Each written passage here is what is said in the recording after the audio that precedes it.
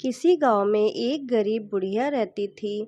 वह दृष्टिहीन थी। उसके साथ उसके बहू और बेटा रहते थे। बुढ़िया हमेशा ही श्री गणेश जी की पूजा किया करती थी। एक दिन उसकी पूजा से प्रसन्न होकर गणेश जी प्रकट हुए और बोले, बुढ़िया माँ, तू जो चाहे वो मांग ले।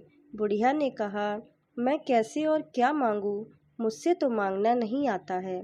इस पर गणेश जी ने कहा, वो अपने बहू और बेटे से पूछ ले और मांग ले।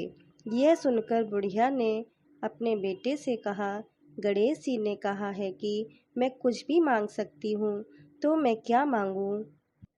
उसके पुत्र ने कहा, माँ तू गणपति बप्पा से धन मांग ले।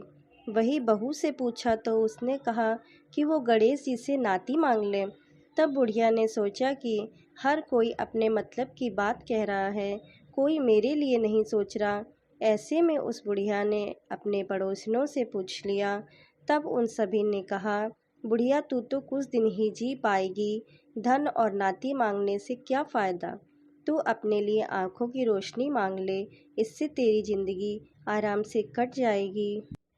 यह सुनकर बुढ़िया ने गणेश जी से कहा, अगर आप मुझसे प्रसन्न हैं तो मुझे 9 करोड़ों की माया दो, निरोगी काया दो, अमर सुहाग दो, आँखों की रोशनी दो, नाती दो, पोता दो और सभी परिवार को सुख दो और आखिरी में मुझे मोक्ष दो। यह सुनकर गणपति बप्पा ने कहा, बुढ़िया माई, यह सब मांगकर तूने तो मुझे ठग लिया है, लेकिन वचन के अनुसार जो तूने मांगा है वह मैं तुझे अवश्य ही दूंगा। इतना कहकर गणेश जी अंतर्ध्यान हो गए। बुढ़िया ने जो कुछ भी मांगा था वह सब उसे मिल गया।